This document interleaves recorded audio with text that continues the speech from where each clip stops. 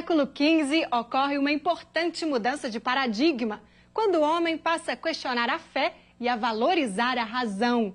Dois importantes fatores contribuíram para isso. Um deles foi a peste bubônica, que dizimou quase um terço da população no século XIV. Já as cruzadas, que aconteceram entre os séculos XI e XIII, materializaram o conhecimento especializado e a razão. Até vamos dizer, os séculos XII, XIII, o paradigma central é o homem é filho de Deus, ponto. A partir de uma determinada época, por uma série de razões, as cruzadas são um fato importante. A peste é um fato histórico extremamente relevante, então ela obriga as pessoas a questionarem. Então você muda esse paradigma e o ponto final é substituído por um ponto de interrogação. O homem é filho de Deus? Realmente? O Renascimento foi um movimento sociocultural surgido na Itália do século XIV e consolidado na Europa do século XVI. Está relacionado ao humanismo, ao rigor científico, à racionalidade e à concretização das monarquias absolutas. Os estudiosos e artistas da época tentaram resgatar os valores da antiguidade clássica e os ideais do homem. Os principais nomes renascentistas foram Botticelli, Da Vinci, Michelangelo e Rafael nas artes plásticas, e Palestrina e Lassus na música. Na verdade, assim, falar da Renascença, a gente pode dizer que a história, né, os períodos gótico, renascentista, barroco, eles na verdade são um grande contínuo, onde determinadas coisas são intensificadas, né, em um e em outro. O Renascimento, musicalmente falando, por que Renascimento? Né? A gente pode dizer que o Renascimento ele já é uma forma de neoclassicismo, ou seja, está retomando princípios do classicismo grego. O Renascimento já é a consagração disso, né? O Renascimento você já tem o início da consagração da razão. A razão ela vai se tornar tão importante no Renascimento quanto a fé.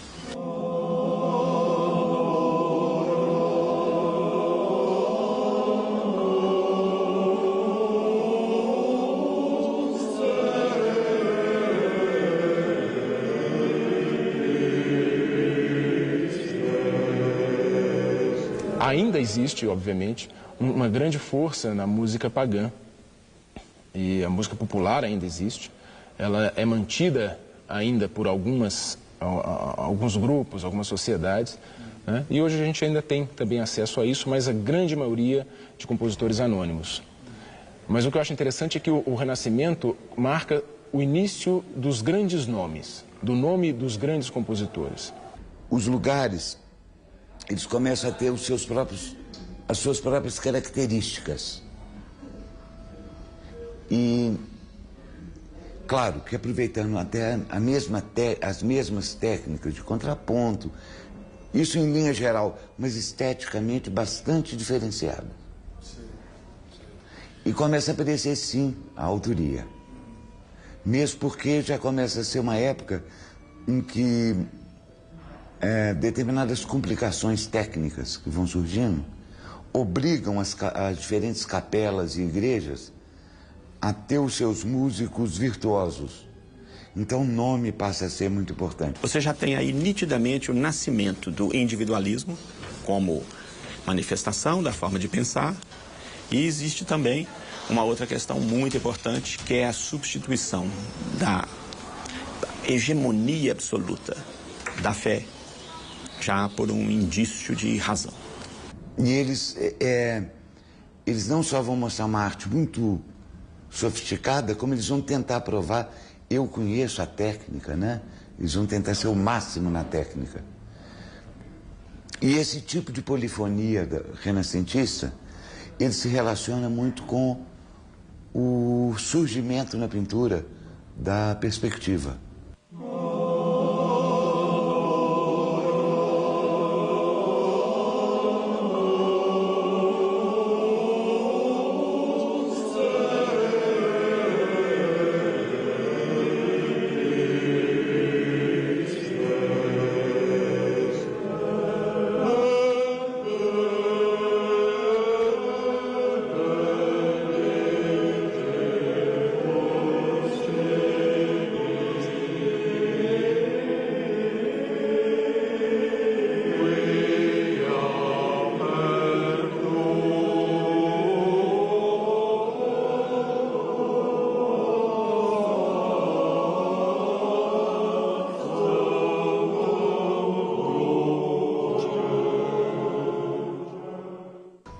onde o top da Renascença vai ser Palestrina, com música religiosa, né? Que vai simplificar determinados processos e vai fazer uma espécie de resumo daquilo tudo que a Renascença faz. Palestrina está no século XVI. E quando ele faz esse resumo, mais uma vez a música europeia e a música ocidental toda passam por Palestrina, para, a partir da música dele, surgir uma outra no período seguinte, no período barroco, com Monteverdi.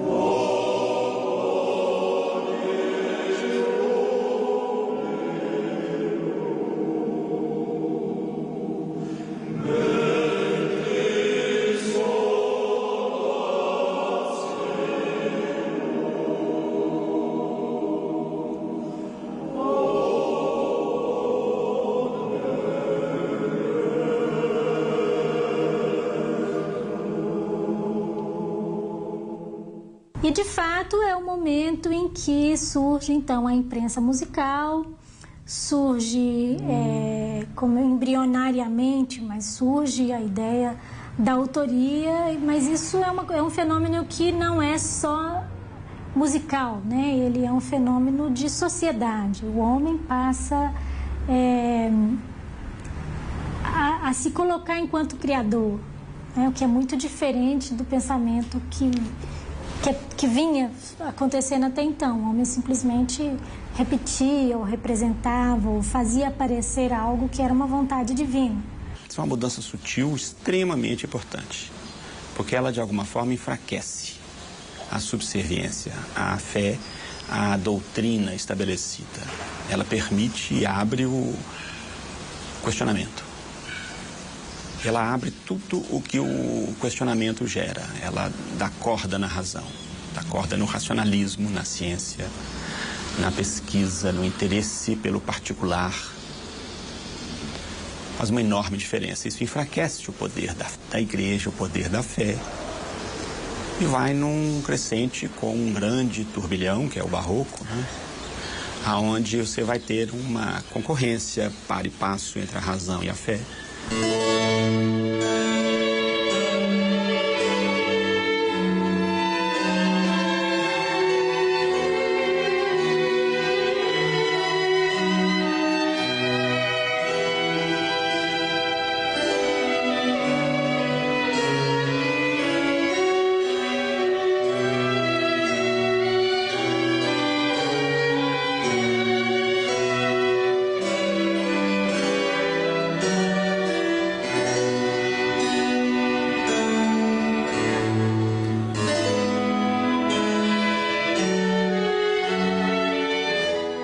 O barroco surgiu na Itália no final do século XVI e se espalhou por toda a Europa, perdurando até o século XVIII.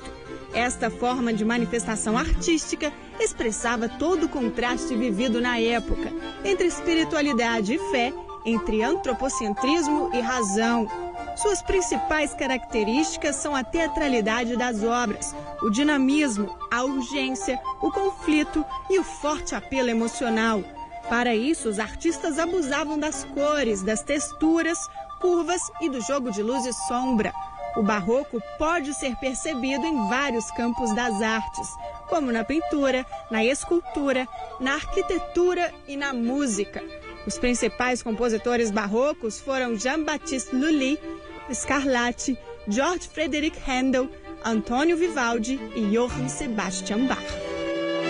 Porque o homem barroco, ele estava num mundo de passagem. Era aquela passagem do mundo que a gente chamou de mundo moderno e o mundo antigo, né? Do pensamento relacionado em que Estado e Deus se confundiam, em que a noção de tempo, de temporalidade, de perceber como o tempo passava para as pessoas era muito diferente. Até então, o artista ele estava ali trabalhando para que uma vontade divina acontecesse. O homem do barroco é um homem conflituado. Ele está espremido entre a fé e a razão, entre o poder da igreja e o poder laico, o poder político. E essas forças, elas premem esse homem que produz essa música magistral do barroco, que tem um simbolismo muito importante, porque como ele não consegue sair dessa tensão, ele ornamenta.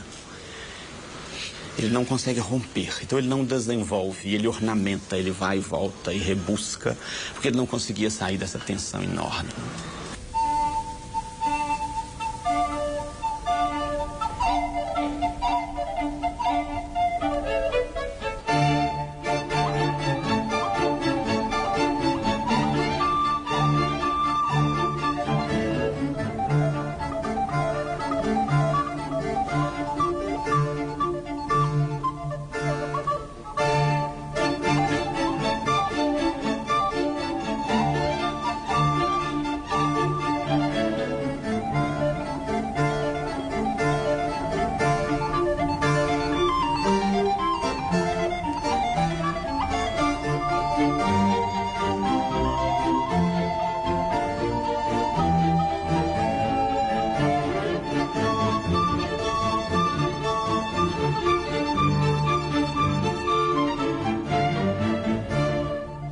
O contraste vivido está diretamente relacionado às reformas religiosas do século XVI. Nesta época, a Igreja havia perdido muito espaço e poder para os protestantes, seguidores de Lutero e Calvino.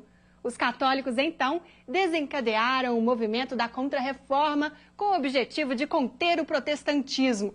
No Concílio de Trento, foram elaborados decretos que fortaleceram o catolicismo e orientaram a Igreja Católica até meados do século XX. É necessário que, a partir de agora, o músico seja emocionalmente ativo. Ele tem que ser expressivo. E isso provoca o que seria o grande barato da música barroca. O músico tem que ser expressivo, porque, a partir de agora, a música tem que atender a digamos assim, o que vai surgir, o que fará surgir um mercado diferente, que é o mercado do teatro, que surge nessa época. Então, o barroco é o período em que o homem está ainda hesitando a passar, a dar esse passo para o pensamento científico. Ele ainda está preocupado com a graça divina, mas ele está vendo esse mundo científico se descortinando na frente dele. Então, é um momento de muito contraste, de muita dramatização. É um momento em que o teatro é uma coisa extremamente importante, a palavra como algo que se encarna, né, no gesto do ator, do músico, do cantor. Então, o cantor trágico passa a ser muito importante.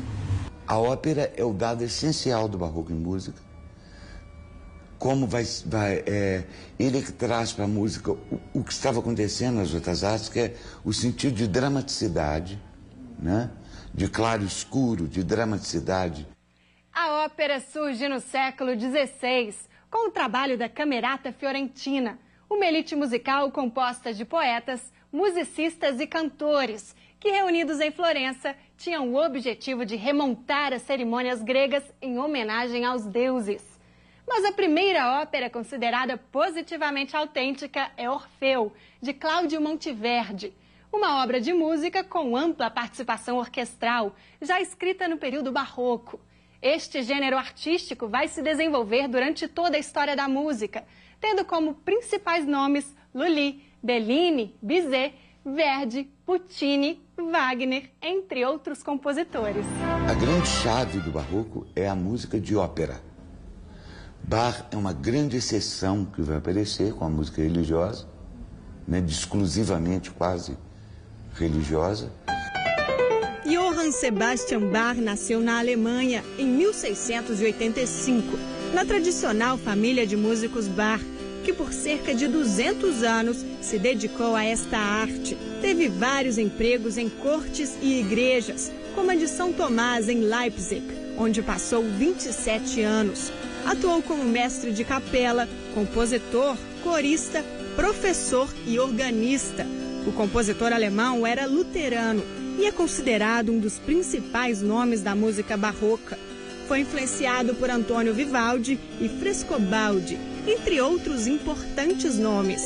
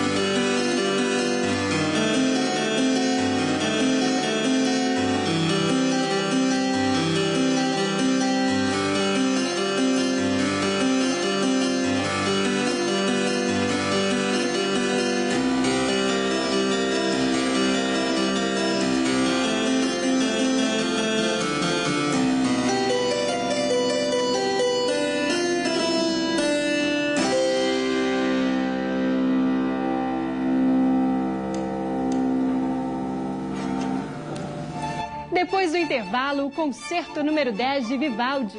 Não saia daí, daqui a pouco a Harmonia está de volta.